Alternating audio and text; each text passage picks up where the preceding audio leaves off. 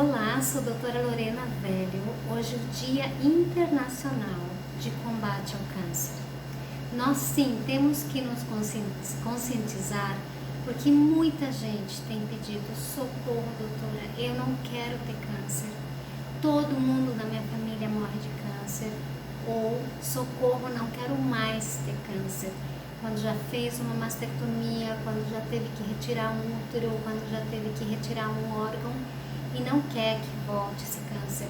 O medo toma conta, os exames de avaliação são necessários cada 3 meses e aquele medo fica lá. Tem alguma forma de você ficar livre desse medo?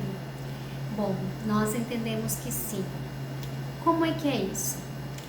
Nós vamos começar falando um pouquinho da definição, depois dos sintomas, vamos abordar diagnóstico, tratamento e vamos falar também da abordagem integrativa, principalmente para a pessoa poder encaixar-se nos trilhos da saúde, promover saúde, equilibrar o organismo e fechar ao máximo naquilo que é possível as portas para o câncer. Como é que a gente vai começar então? Vamos falar um pouquinho da definição. Vamos pensar juntos que câncer nada mais é do que um conjunto de mais de 100 doenças que têm em comum o crescimento anormal, desordenado das suas células, que invadem os tecidos, os órgãos, onde não se estabelece o limite para o crescimento delas. Essas células se dividem rapidamente e perdem o controle.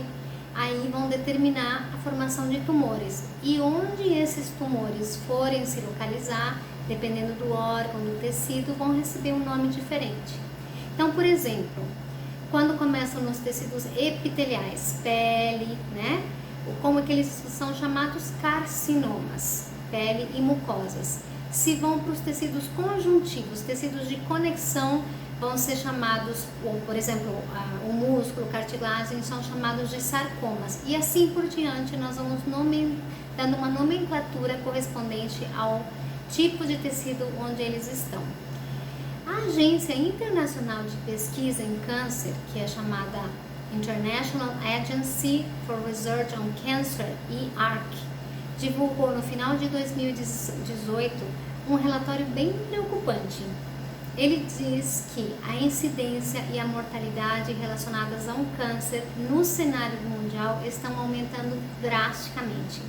Espera-se para os próximos anos um aumento de 63% do câncer e o INCA, que é o nosso Instituto Nacional do Câncer, já mostra que 1 em cada 5 homens e 1 em cada 5 mulheres vão desenvolver um tipo de câncer durante a vida. Como é que nós podemos fazer alguma coisa para evitar isso? Isso é que nós queremos discutir já já. Nós vamos pensar no seguinte: primeira coisa que eu quero que você avalie se isso é genético ou se tem alguma outra explicação. No Brasil, as regiões do Sul e Sudeste concentram 70% da ocorrência dos casos novos de câncer, sendo que na região Sudeste, São Paulo, encontra-se quase metade dessa incidência. Como assim? Quer dizer que se fosse só genético, nós teríamos uma genética modificada escolhida a região? Ou é nessas regiões realmente que ocorre uma concentração de vida corrida, estresse, modernidade, com uma série de alterações que estão acontecendo decorrentes desse estilo de vida? Por exemplo, no Brasil, entre homens e mulheres, nós vamos avaliar que o primeiro câncer de homem é próstata, com 31,7% dos tipos de câncer, seguido pelo pulmão e vias aéreas, com 8,7%, e depois cólon e reto, seguido com 8,1%. Já nas mulheres, a mama é a campeã, com 29,5%, seguido por colo e reto, com 9,4%, e colo de útero, com cerca de 8,1%. E a estimativa para os próximos anos não é animadora, principalmente depois da pandemia, onde nós temos conversado com muitos anatomopatologistas e alguns oncologistas amigos que dizem: nós não entendemos como nem porquê, mas houve um aumento drástico do diagnóstico de câncer e do aparecimento de vários tipos de câncer em gente jovem, até em criança, diferente do que estava acontecendo nos anos anteriores. Então, o que quer dizer isso? Provavelmente são hipóteses, né? Nós não podemos ter certeza ainda, mas provavelmente são questões relacionadas ao uso prolongado de máscara, aumento de cortisol e várias questões que nós vamos discutir já já, se é possível associar essas questões. Então, o câncer no mundo, de modo geral, vem aumentando 20% a cada década. E nós nos perguntamos, mas existe alguma forma de prevenir ou simplesmente é um pozinho mágico que alguém joga lá de cima e pronto, você aparece com câncer, o vizinho aparece com câncer, outra pessoa aparece com câncer? Não, não é um pozinho mágico. Nós podemos fazer algumas ações para trabalhar e fechar as portas onde estiver se formando aquele câncer óbvio.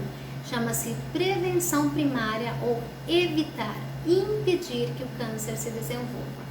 Quando nós fazemos a prevenção secundária, por exemplo, o Papa Nicolau, a mamografia, o exame de toque retal, o PSA para a próstata, são diagnósticos precoces, prevenção secundária, ou seja, fazemos um exame tentando pegar o tumor no seu menor estágio, numa forma bem prematura, para poder fazer um tratamento mais conservador, para prevenir uma série de consequências.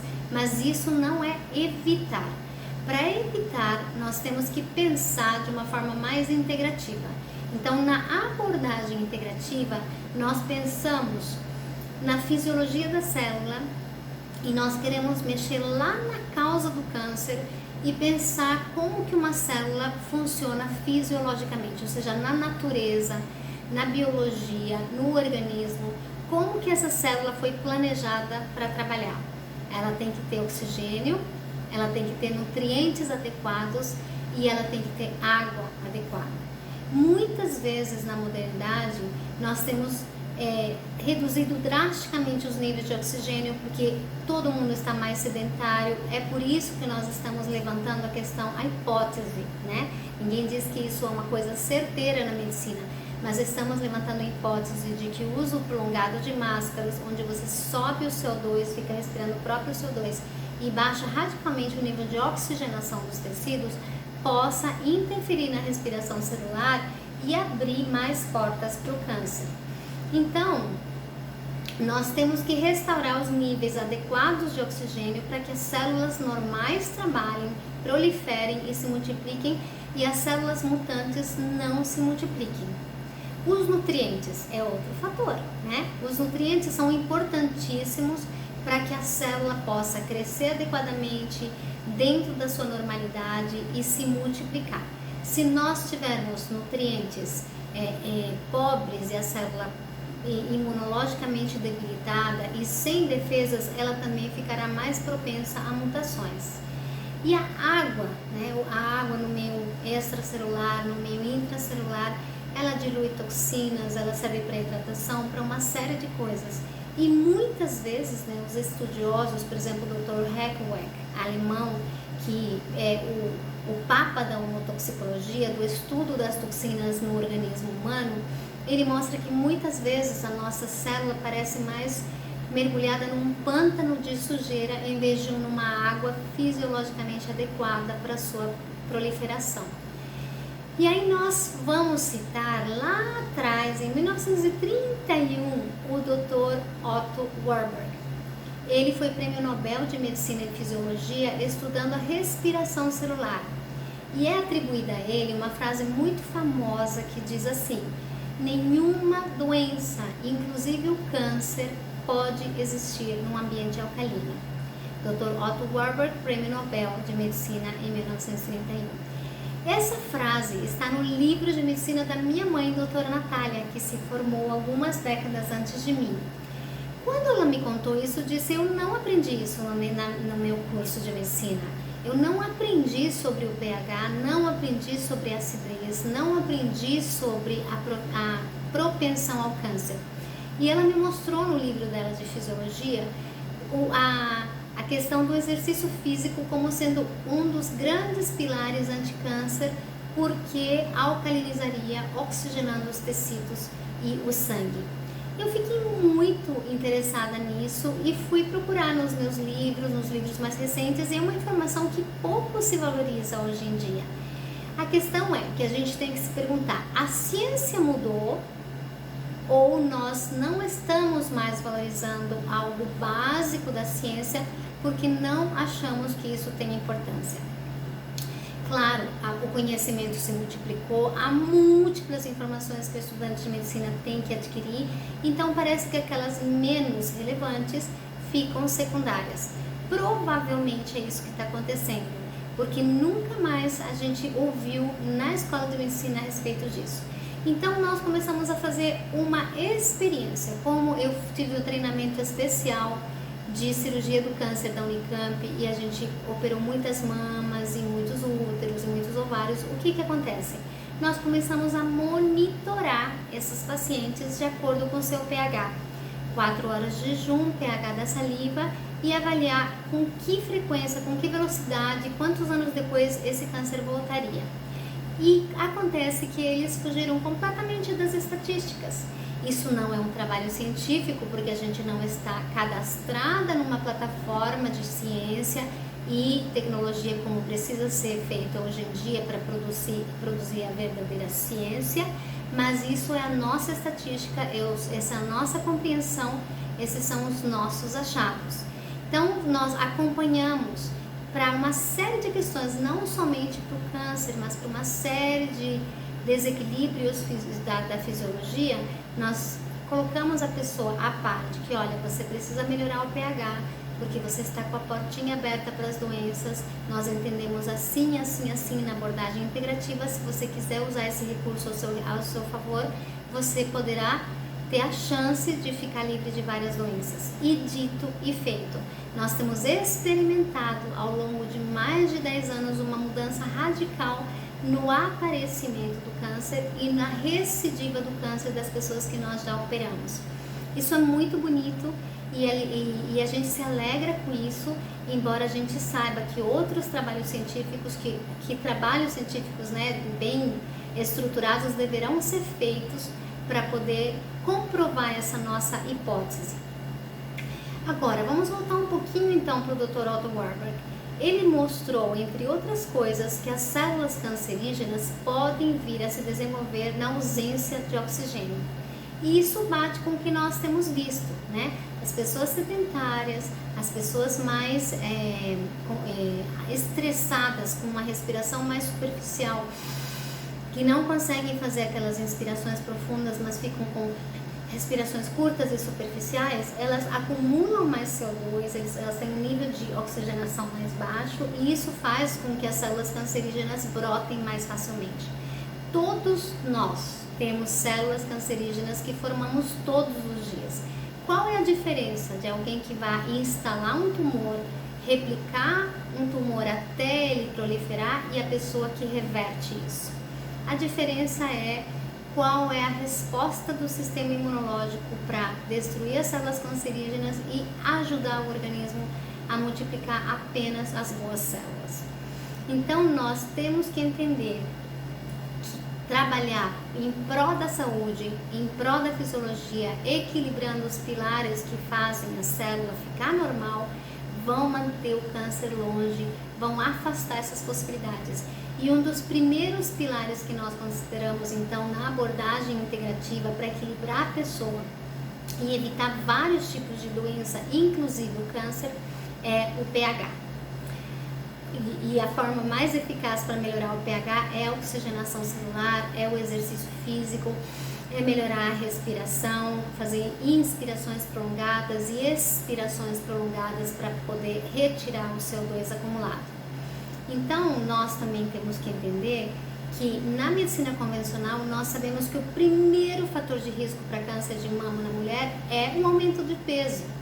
Então, nós podemos juntar esses dois fatores e trabalhar com exercício físico para diminuir as células adipócitas e diminuir também o nível de CO2, oxigenando melhor os tecidos, e já com dois fatores nós estamos afastando doenças da vida da mulher.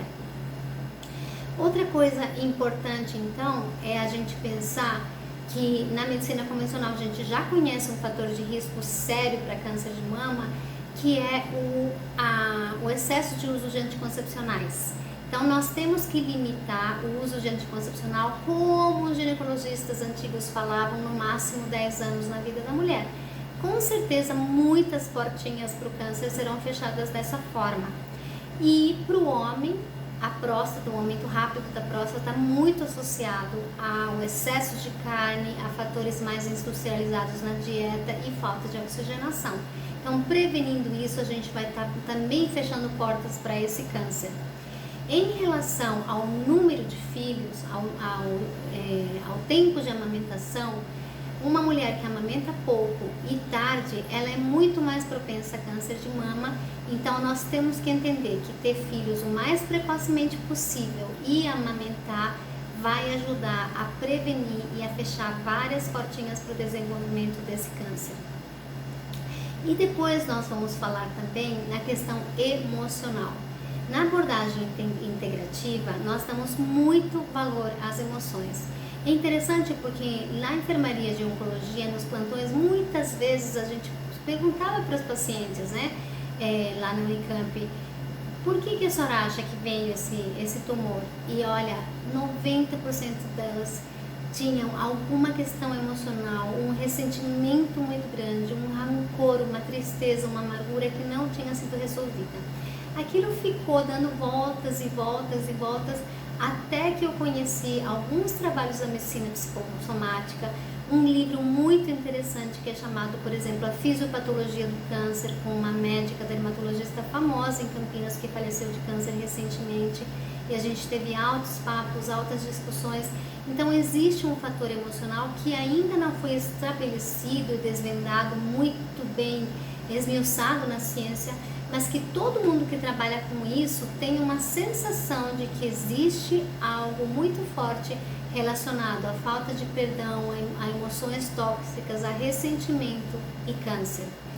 Nós também sabemos que existe uma frase famosa de um prêmio Cohen, do Dr. Bruce Lipton, onde ele diz que dominar o poder da tua mente pode ser mais eficaz que os fármacos que você tem programado para a sua doença e que você acha que precisa deles. Olha só, então muitas vezes o autoconhecimento, a liberação do perdão, a cura dos relacionamentos vão promover uma saúde que vão fechar as portinhas para várias doenças e também o câncer.